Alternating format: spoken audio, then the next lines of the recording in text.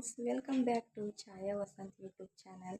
ಎಲ್ಲರೂ ಹೇಗಿದ್ದೀರಾ? I hope ಎಲ್ಲರೂ ಕೂಡ ಚೆನ್ನಾಗಿದ್ದೀರಾ ಅಂತ ಹೇಳಿ ಅಂದ್ಕೊಂಡಿದ್ದೀನಿ. ನಾವಂತೂ ತುಂಬಾ ಚೆನ್ನಾಗಿದ್ದೀವಿ. ಅನ್ವಿಕಾ ಇವತ್ತು ಫಸ್ಟ್ ಡೇ ಸ್ಕೂಲ್ಗೆ ಹೋಗಿದ್ದಾಳೆ.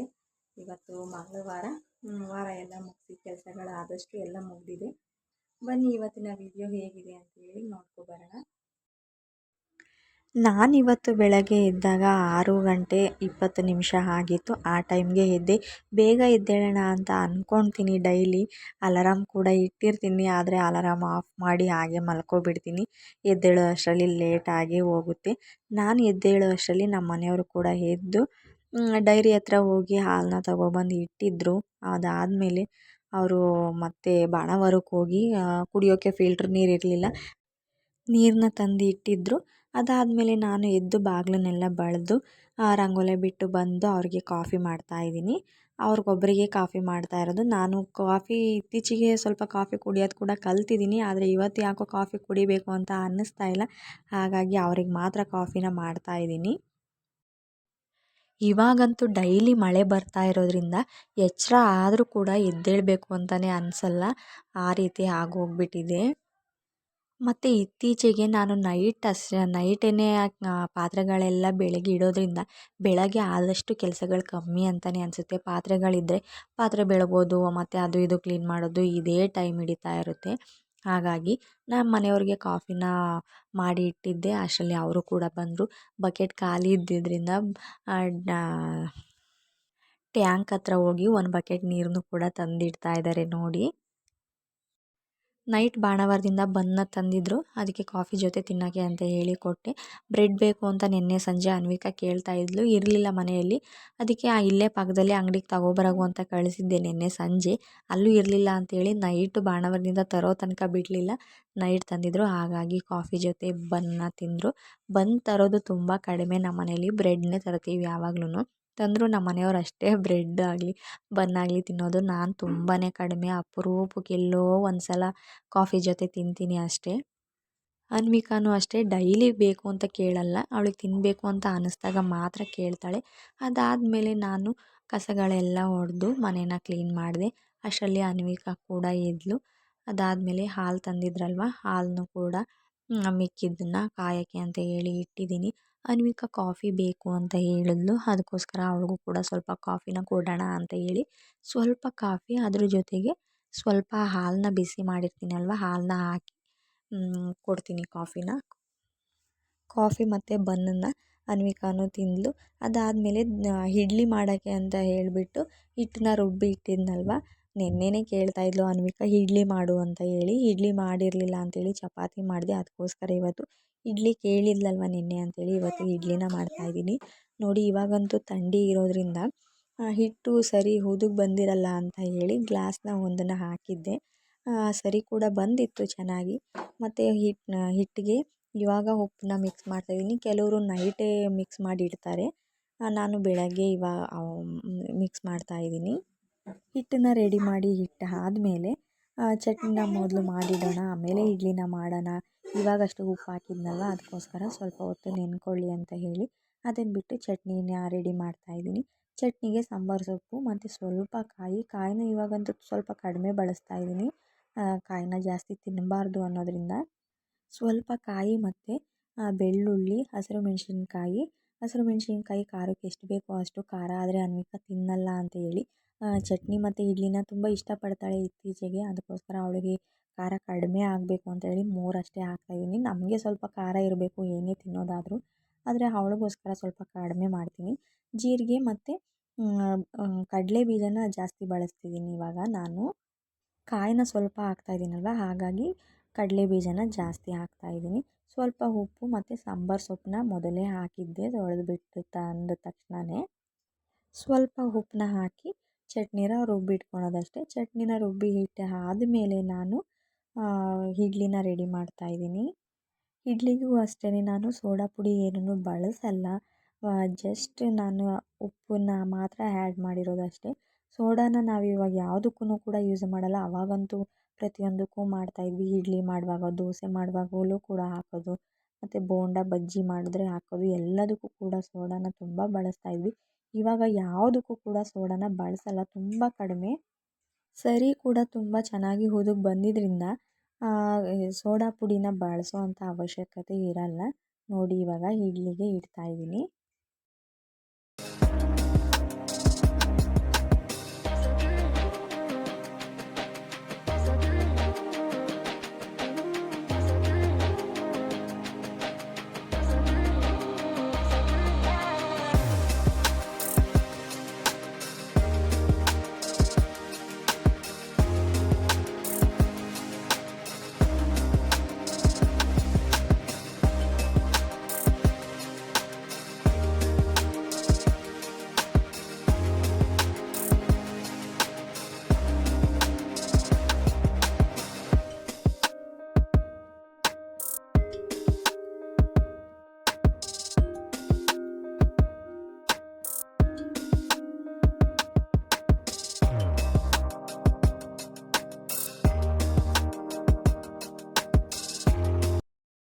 ನೋಡಿ ಬೆಳಗ್ಗೆನೆ ತುಂಬಾ ಮಳೆ ಬರ್ತಾ ಇದೆ. ಬೆಳಗ್ಗೆ ಎದ್ದಾಗಿಂದನೂ ಕೂಡ ಮಳೆ ಹೀಗೆ ಬರ್ತಾನೆ ಇದೆ ಒಂದೇ ಸಮನೆ.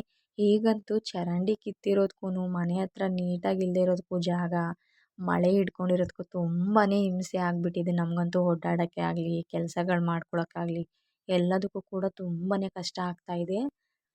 ಮಳೆ ಬರ್ತಾ ಇರೋದ್ರಿಂದ ಚರಂಡಿ ಕೆಲಸನೂ ಕೂಡ ಅರ್ಧದಲ್ಲೇ ನಿಲ್ಲಿಸ್ಬಿಟ್ಟು ಹೋಗಿದ್ದಾರೆ. ಮಳೆ ಪೂರ್ತಿಯಾಗಿ ನಿಲ್ಲೋ ತನಕನೂ ಚೆನ್ನಾಗಿ ಅವರು ಅಂತೂ ಮತ್ತೆ ಕೆಲಸ ಹಿಡಿಯಲ್ಲ. ಸುಮಾರು 4-5 ದಿವಸ ಆಯಿತು ಕೆಲಸ ಕೈ ಬಿಟ್ಟು. ಹೀಗೆ ಡೈಲಿ ಮಳೆ ಬರ್ತಾಯಿದ್ರೆ ಅವ್ರು ತಾನೇ ಹೇಗೆ ಕೆಲಸ ಮಾಡ್ತಾರೆ ಅಲ್ವಾ. ಹಾಗಾಗಿ ಕೆಲಸ ಕೂಡ ಅರ್ಧದಲ್ಲೇ ನಿಲ್ಲಿಸ್ಬಿಟ್ಟಿದ್ದಾರೆ. ನೋಡಿ ಪಾತ್ರೆ ಎಲ್ಲ ನೈಟೇ ಬೆಳಗ್ಗೆ ಇಟ್ಟಿದ್ದೆ. ಬೆಳಗ್ಗೆ ಕಾಫಿ ಮಾಡಿದವು, ಚಟ್ನಿ ಮಾಡಿದವು. ಈಗ ಬೆಳಗ್ಗೆ ಯೂಸ್ ಮಾಡಿರೋ ಪಾತ್ರೆಗಳಷ್ಟೇ ಇದೆ ಸ್ವಲ್ಪ, ಅದನ್ನು ಮಾತ್ರ ಬೆಳಗ್ತಾ ಇದ್ದೀನಿ. ನೋಡಿ ಬೆಳಗೋಕ್ಕೂ ಕೂಡ ಜಾಗ ಇಲ್ಲ. ಬಾಗಿಲಲ್ಲೇ ಪಾತ್ರೆಗಳೆಲ್ಲ ಹಿಡ್ಕೊಂಡು ಬೆಳಗ್ಕೋಬೇಕು ಪಾತ್ರೆನ, ಹಾಗಾಗಿಬಿಟ್ಟಿದೆ. ಮನೆ ಬಾಗಿಲಿಗೆ ಚರಂಡಿ ಬಂದಿದ್ದರಿಂದ ಚರಂಡಿ ಕೆಲಸ ಪೂರ್ತಿ ಮುಗಿಯೋ ತನಕ ಹೀಗೆ ಕೆಲಸಗಳು ಇನ್ನೂ ತುಂಬ ದಿನಗಳಂತೂ ಬೇಕಾಗುತ್ತೆ ಇವರು ಕೆಲಸನ ಕಂಪ್ಲೀಟ್ ಮಾಡೋಕ್ಕೆ. ಕೆಲಸನೂ ಕೂಡ ಮಾಡ್ತಾ ಇಲ್ಲ ಅನ್ನೋದ್ರಿಂದ ಅವರು ಕೂಡ ಯಾರೂ ಕೆಲಸ ಮಾಡೋರು ಇಲ್ಲ, ಊರುಗಳಿಗೆ ಹೋಗಿದ್ದಾರೆ ಅಂತ ಅನಿಸುತ್ತೆ. ಮತ್ತು ಬಟ್ಟೆ ತೊಳೆಯೋಕ್ಕೂ ಕೂಡ ಜಾಗ ಇಲ್ಲ. ಪಾತ್ರೆ ಏನೋ ಬಾಗಿಲಲ್ಲೇ ಇಟ್ಕೊಂಡು ಪಾತ್ರೆನ ಬೆಳಗ್ತಾ ಇದ್ದೀವಿ. ಆ ಬಟ್ಟೆ ತೊಳೆಯೋಕ್ಕೆ ಜಾಗ ಇಲ್ಲ. ಹಾಗಾಗಿ ಒಂದು ವಾರಕ್ಕೆ ಒಂದೇ ಸಲ ಬಟ್ಟೆ ತೊಳೆಯೋದು ಈ ಥರ ಮಾಡ್ಕೊಬಿಟ್ಟಿದ್ದೀವಿ. ಯಾಕೆಂದರೆ ಎಲ್ಲರ ಮನೆ ಮುಂದೆನೇ ಚರಂಡಿ ಮಾಡಿರೋದ್ರಿಂದ ಎಲ್ಲರಿಗೂ ಕೂಡ ಹೀಗೆ ಆಗಿದೆ. ಕೆಲಸಗಳು ಮಾಡ್ಕೊಳೋಕ್ಕೆ ಜಾಗ ಇಲ್ಲ. ಮುಂದ್ಗಡೆ ಪಾತ್ರೆ ಬೆಳಗೋಕ್ಕಾಗಲಿ, ಬಟ್ಟೆ ತೊಳೆಯೋಕ್ಕಾಗಿ ಇಲ್ಲದೇ ಇರೋದ್ರಿಂದ ಎಲ್ಲರೂ ಕೂಡ ನೀರು ಟ್ಯಾಂಕ್ ಹತ್ರನೇ ಹೋಗಿ ಬಟ್ಟೆ ತೊಳೆಯೋ ಥರ ಆಗಿದೆ. ಎಲ್ಲರೂ ಅಲ್ಲೇ ಬಟ್ಟೆ ತೊಳೆಯೋದ್ರಿಂದ ಡೈಲಿ ಯಾರಾದರೂ ಇದ್ದೇ ಇರ್ತಾರೆ ನಾವು ಬಟ್ಟೆ ತೊಳಿಬೇಕು ಅನ್ನೋ ಟೈಮಲ್ಲಿ. ಹಾಗಾಗಿ ವಾರಕ್ಕೆ ಒಂದೇ ಸಲ ಬಟ್ಟೆನ ತೊಳಿತಾ ಇದ್ದೀನಿ ಇವಾಗಂತೂ. ಇವತ್ತು ಮಂಗಳವಾರ ಇರೋದ್ರಿಂದ ಬೆಳಗ್ಗೆನೇ ವಾರ ಮಾಡೋಣ ಅಂತ ಹೇಳಿ ಬೇಗ ಬೇಗ ಎಲ್ಲ ಕೆಲಸಗಳನ್ನು ಮುಗಿಸ್ಕೊಳ್ತಾ ಇದ್ದೀನಿ. ತಿಂಡಿನೂ ಇನ್ನೇನು ಎಲ್ಲ ಮಾಡಿ ಆಯಿತು. ಪಾತ್ರೆಗಳು ಮುಗೀತು. ನೆಕ್ಸ್ಟು ಕಸಗಳು ಹೊಡೆದಿದ್ದೆ ಅಲ್ವಾ, ಈಗ ನೆಲನೆಲ್ಲ ಒರೆಸ್ತಾ ಇದ್ದೀನಿ. ನೆಲಗಳೆಲ್ಲ ಒರೆಸಿ ಆಗಿ ಸ್ನಾನ ಮುಗಿಸ್ಕೊಬಂದು ವಾರ ಮಾಡಿಬಿಟ್ರೆ ನನಗೆ ಎಲ್ಲ ಕೆಲಸಗಳು ಮುಗ್ದಾಗೇ.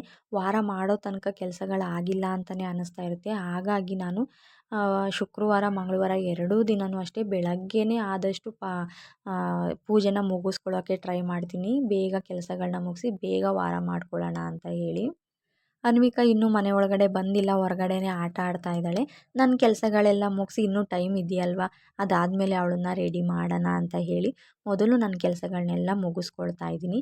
ಎಲ್ಲದನ್ನು ಮುಗಿಸ್ಕೊಬಿಟ್ರೆ ಅವಳನ್ನು ಕೂಡ ರೆಡಿ ಮಾಡ್ಬೋದು. ಅದೇ ಟೈಮಲ್ಲಿ ನಂದು ವಾರ ಕೂಡ ಮುಗಿದೋಗುತ್ತೆ ಅಂತ ಹೇಳಿ ಅದಕ್ಕೆ ಮೊದಲು ನನ್ನ ಕೆಲಸಗಳನ್ನೆಲ್ಲ ಮುಗಿಸ್ಕೊಳ್ತಾ ಇದ್ದೀನಿ. ಬೇಗ ಕೆಲಸಗಳನ್ನ ಮಾಡ್ಕೊಳ್ಳೋಣ ಅಂತ ಅಂದ್ಕೊಂಡ್ರೂ ಕೂಡ ಲೇಟ್ ಆಗೇ ಬಿಡುತ್ತೆ. ಅನ್ವಿಕಾ ಮತ್ತು ಅವಳು ಬಸ್ ವ್ಯಾನ್ ಬರೋ ತನಕ ನಾನು ಮನೆಯಲ್ಲೇ ಇರಬೇಕು. ಅವಳಿಗೆ ಬಸ್ ಹತ್ಸೋ ತನಕ ಬೇರೆ ಏನೂ ಕೆಲಸಗಳು ಮಾಡಬಾರ್ದು, ಹೊರಗಡೆ ಎಲ್ಲೂ ಹೋಗಬಾರ್ದು, ಈ ರೀತಿ ಹೇಳ್ತಾ ಇರ್ತಾಳೆ. ಬಸ್ ಬಂದುಬಿಟ್ರೆ ಅನ್ನೋದಕ್ಕೋಸ್ಕರ ಆ ರೀತಿ ಮಾಡ್ತಾ ಇರ್ತಾಳೆ. ಬಸ್ ಹತ್ಸುವಾಗ ಅಮ್ಮ ಇರಬೇಕು ಅಂತ. ಹಾಗಾಗಿ ಅವಳಿಗೆ ಫಸ್ಟು ರೆಡಿ ಮಾಡೋಣ ಅಂತ ಹೇಳಿ ನನ್ನ ಕೆಲಸಗಳನ್ನೆಲ್ಲ ಮುಗಿಸಿ ಅವಳನ್ನ ರೆಡಿ ಮಾಡ್ತಾ ಇದ್ದೀನಿ. ಅವಳು ಸ್ನಾನ ಎಲ್ಲ ಮುಗಿಸ್ಕೊಬಂದು ತಿಂಡಿ ತಿಂತಾ ಇದ್ದಾಳೆ. ತಿಂಡಿ ತಿನ್ನುವಾಗ ಆಲ್ರೆಡಿ 9 ಗಂಟೆ ಆಗೋಗಿತ್ತು. ಡೈಲಿ ಇದೇ ಟೈಮ್ಗೆ ಅವಳು ತಿಂಡಿನ ತಿನ್ನೋದು. ತಿಂಡಿನ ತಿನ್ನಿಸಿ ಅವಳಿಗೆ ನಾನು ಲಂಚ್ ಬಾಕ್ಸ್ ಎಲ್ಲ ರೆಡಿ ಮಾಡಿ ಇಟ್ಟಿದ್ದೆ. ಬಾಕ್ಸ್ಗೆಲ್ಲ ಹಾಕಿ ವ್ಯಾನ್ ಬರುವಾಗ ಮತ್ತು ಒಳಗಡೆ ಇದ್ದರೆ ಚರಂಡಿ ಬೇರೆ ಇರೋದ್ರಿಂದ ಸ್ಪೀಡಾಗಿ ಸ್ಲಿಪ್ಪರ್ ಹಾಕ್ಕೊಂಡು ಹೋಗೋಕ್ಕೆಲ್ಲ ಟೈಮ್ ಆಗಿಬಿಡುತ್ತೆ ಅಂತ ಹೇಳ್ಬಿಟ್ಟು ಫಸ್ಟೇ ಅವಳನ್ನ ರೆಡಿ ಮಾಡಿ ಹೊರಗಡೆ ನಿಲ್ಲಿಸಿದ್ದೆ. ನೀನು ಸ್ಲಿಪ್ಪರ್ ಹಾಕ್ಕೊಂಡು ನಿಂತಿರು, ವ್ಯಾನ್ ಬಂದ ತಕ್ಷಣ ನಾನು ಬರ್ತೀನಿ ಅಂತ ಹೇಳಿ ಹೊರಗಡೆ ನಿಲ್ಲಿಸಿದ್ದೆ. ಅವಳು ಸ್ಕೂಲ್ ವ್ಯಾನ್ ಬಂದ ತಕ್ಷಣ ಕರೆದ್ಲು. ಬಂದ ಮೇಲೆ ಅವಳನ್ನ ಸ್ಕೂಲ್ ವ್ಯಾನ್ಗೆ ಹತ್ತಿಸಿ ಕಳಿಸಿ ಅದಾದಮೇಲೆ ಮತ್ತೆ ವಾರ ಮಾಡೋಣ ಅಂತ ಹೇಳಿ ನಾನು ರೆಡಿ ಮಾಡಿಕೊಂಡೆ. ಸ್ನಾನ ಎಲ್ಲ ಮುಗಿಸ್ಕೊಂಡು ಬಂದು ನಾನು ವಾರ ಮಾಡೋಕ್ಕೆ ಎಲ್ಲದನ್ನು ರೆಡಿ ಮಾಡಿದೆ. 10 ಗಂಟೆ ಅಷ್ಟರಲ್ಲಿ ವಾರ ಕೂಡ ಮುಗೀತು. ಬಸ್ಸು 9:45 ಆಗಿತ್ತು ಬಂದಿದ್ದು. ಅವ್ರ ಬಸ್ಸು ಡೈಲಿ 9:20ಕ್ಕೆ ಬರುತ್ತೆ. ಈಗ ಅಂದರೆ ಇವತ್ತು ನಿನ್ನೆಯಿಂದ ಸ್ಟಾರ್ಟ್ ಆಗಿರೋದ್ರಿಂದ ಹೊಸ್ದಾಗಿ ಸೇರಿಕೊಂಡಿರೋ ಸ್ಕೂಲ್ ಮಕ್ಕಳುಗಳನ್ನೆಲ್ಲ ಕರ್ಕೊಂಡು ಬರೋಕ್ಕೆ ಅವರಿಗೆ ಲೇಟ್ ಆಗುತ್ತೆ. ಹಾಗಾಗಿ 10 to 15 ಮಿನಿಟ್ಸ್ ಲೇಟಾಗಿ ಬರ್ತಾರೆ. ನನಗೂ ಕೂಡ ಇನ್ನೂ ಒಂದು 15 ಮಿನಿಟ್ಸ್ ಟೈಮ್ ಸಿಗುತ್ತೆ. ಈಗ ಕೆಲಸಗಳೆಲ್ಲ ಮುಗಿದು ವಾರನೂ ಕೂಡ ಮುಗಿಸ್ಕೊಂಡೆ.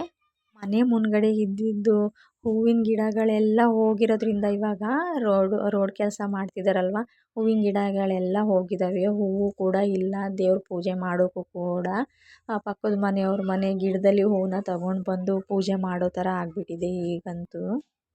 ಪೂಜೆನೆಲ್ಲ ಮುಗಿಸಿ ನಾನು 10 ಗಂಟೆ ಅಷ್ಟರಲ್ಲೇ ತಿಂಡಿನೂ ಕೂಡ ತಿಂದಾಯಿತು. ನಾನು ತಿಂಡಿ ಮುಗಿಸ್ಕೊಳ್ಳೋ ಅಷ್ಟರಲ್ಲಿ ನಮ್ಮ ಮನೆಯವ್ರು ಕೂಡ ಮಟನ್ ತರ್ತೀನಿ ಅಂತ ಹೇಳಿ ಹೋಗಿದ್ರು. ಅವರು ಮಟನ್ನ ತಂದಿಟ್ರು. ಇನ್ನು ಮಟನ್ ಸಾಂಬಾರು ಕೂಡ ರೆಡಿ ಮಾಡಬೇಕು. ನಾನಿವತ್ತು ಒಂದು ಹೊಸ ರೀತಿ ಟ್ರೈ ಮಾಡೋಣ ಅಂತ ಹೇಳಿ ಇವತ್ತು ಬೇರೆ ರೀತಿ ಮಟನ್ ಸಾಂಬಾರನ್ನ ಮಾಡ್ತಾಯಿದ್ದೀನಿ. ಇದೇ ಮೊದಲು ಈ ರೀತಿ ಮಟನ್ ಸಾಂಬಾರನ್ನ ಮಾಡ್ತಾ ಇರೋದು. ಮೊದಲಂತೂ ಮೂರು ಥರದ್ದು ಖಾರನ ರುಬ್ತಾ ಇದ್ವಿ. ಯಾಕಂದರೆ ನಮ್ಮಮ್ಮ ಹೇಗೆ ಮಾಡ್ತಿದ್ರು ಆ ರೀತಿಯೇ ಮಾಡ್ತಾ ಇದ್ವಲ್ವ. ಆದರೆ ಈಗ ಬೇರೆ ಬೇರೆ ಥರ ಟ್ರೈ ಮಾಡೋಣ ಅಂತ ಹೇಳಿ ಬೇರೆ ರೀತಿಯಲ್ಲೆಲ್ಲ ಮಟನ್ ಸಾಂಬಾರಾಗಲಿ, ಚಿಕನ್ ಸಾಂಬಾರಾಗಲಿ, ಚಿಕನ್ ಫ್ರೈ ಆಗಲಿ ಎಲ್ಲದನ್ನು ಕೂಡ ಟ್ರೈ ಮಾಡ್ತಾಯಿದ್ದೀನಿ. ನಾನು ಇದೇ ಮೊದಲು ಈ ರೀತಿ ಮಟನ್ ಸಾಂಬಾರನ್ನ ಟ್ರೈ ಮಾಡ್ತಿರೋದು.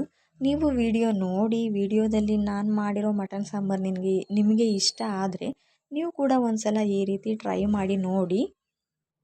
ಈರುಳ್ಳಿ, ಟೊಮೊಟೊ ಮತ್ತು ಶುಂಠಿ, ಬೆಳ್ಳುಳ್ಳಿ ಇದಿಷ್ಟನ್ನು ಕೂಡ ನಾನು ಒಂದು ಸಲ ಫ್ರೈ ಮಾಡಿಕೊಂಡೆ. ಅದಕ್ಕೆ ಸ್ವಲ್ಪ ಕಾಯಿ ಮತ್ತು ಸಾಂಬಾರು ಸೊಪ್ಪನ್ನ ಆ್ಯಡ್ ಮಾಡ್ತಾಯಿದ್ದೀನಿ. ಒಂದೆರಡು ಲವಂಗ ಮತ್ತು ಮೆಣಸು, ಗಸಗಸೆ, ಒಂದೆರಡು ಗೋಡಂಬಿ ಮತ್ತು ಅದ್ರ ಜೊತೆಗೆ ಸೋಂಪು ಕಾಳನ್ನು ಕೂಡ ಆ್ಯಡ್ ಮಾಡ್ತಾಯಿದ್ದೀನಿ. ಖಾರಕ್ಕೆ ಎಷ್ಟು ಬೇಕೋ ಅಷ್ಟು ಖಾರ ಪುಡಿ, ಧನಿಯಾ ಪುಡಿನೂ ಕೂಡ ಹಾಕ್ಕೋತಾ ಇದ್ದೀನಿ. ಎಲ್ಲರೂ ಖಾರ ಪುಡಿಗಿಂತ ಧನಿಯಾ ಪುಡಿನ ಒಂದು ಸ್ವಲ್ಪನಾಗಲಿ ಜಾಸ್ತಿ ಹಾಕ್ತಾರೆ. ಆದರೆ ನಾನು ಯಾವುದೇ ಅಡುಗೆಗಾದ್ರೂ ಅಷ್ಟೇ ಖಾರ ಪುಡಿಗಿಂತ ಧನಿಯಾ ಪೌಡ್ರನ್ನ ಸ್ವಲ್ಪ ಕಡಿಮೆ ಹಾಕ್ತೀನಿ. ಅದು ನನಗೆ ಮೊದಲಿಂದನೂ ಕೂಡ ರೂಢಿ ಆಗಿಬಿಟ್ಟಿದೆ. ಅದಕ್ಕೋಸ್ಕರ ಹಾಗೆ ಮಾಡಿಕೊಡ್ತಿದ್ದೀನಿ.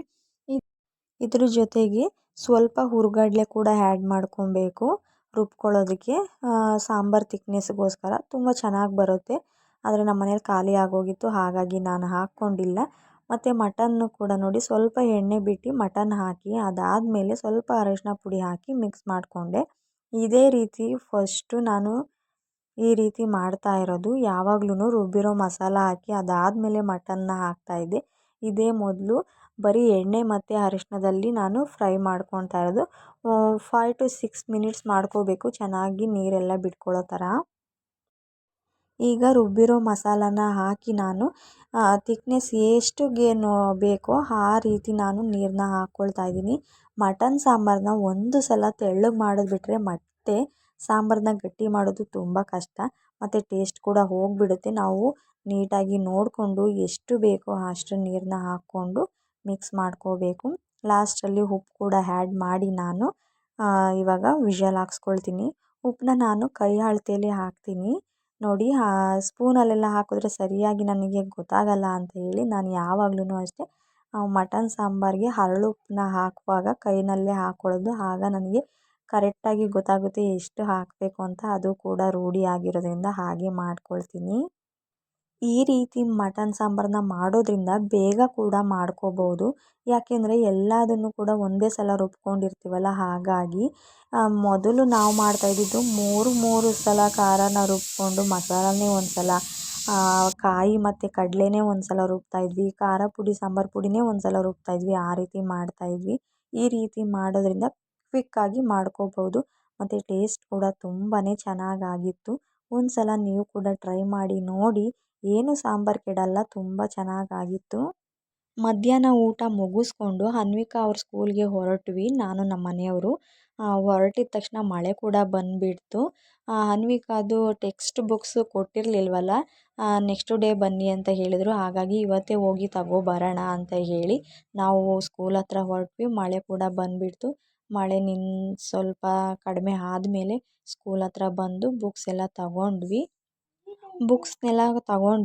ಅದರಲ್ಲೂ ಕೂಡ ಮತ್ತು ಕನ್ನಡ ಟೆಕ್ಸ್ಟ್ ಬುಕ್ಕು ಮತ್ತು ಡೈರಿ ಇದೆರಡನ್ನೂ ಕೂಡ ಕೊಡಲಿಲ್ಲ. ಅದೆರಡು ಇನ್ನೂ ಬಂದಿಲ್ಲ ಅಂತ ಹೇಳಿ ಬೇರೆ ಎಲ್ಲದನ್ನು ಕೊಟ್ಟರು. ಬುಕ್ಸ್ ಎಲ್ಲ ತಗೊಂಡು ಮನೆ ಕಡೆ ಹೊರಟಾಗ ಮಧ್ಯದಲ್ಲೇ ಆ ಬೈಕ್ದು ಪೆಟ್ರೋಲ್ ಕೂಡ ಖಾಲಿ ಆಗಿಬಿಡ್ತು. ರೈಲ್ವೆ ಸ್ಟೇಷನ್ ಹತ್ರ ಬಂದಿದ್ವಿ ಸ್ಕೂಲ್ ಹತ್ರದಿಂದ. ಅಷ್ಟರಲ್ಲಿ ಪೆಟ್ರೋಲ್ ಖಾಲಿ ಆಗಿದ್ದರಿಂದ ಮತ್ತೆ ರಿಟರ್ನ್ ಕೆಂಕೆರಳ್ಳಿ ಹತ್ರ ಬಂದ್ವಿ ನಾವು ಪೆಟ್ರೋಲ್ ಹಾಕ್ಸ್ಕೊಳ್ಳೋಣ ಅಂತ. ರೈಲ್ವೆ ಸ್ಟೇಷನಿಂದ ಪೆಟ್ರೋಲ್ ಬಂಕ್ ತನಕನೂ ಗಾಡಿನ ತಳ್ಕೊಂಡೇ ಬಂದ್ವಿ. ಅಂತೂ ಪೆಟ್ರೋಲ್ನ ಹಾಕ್ಸ್ಕೊಂಡು ಮನೆ ಕಡೆ ಹೊರಟ್ವಿ. ಇದಿಷ್ಟು ಇವತ್ತಿನ video. Thank you for watching.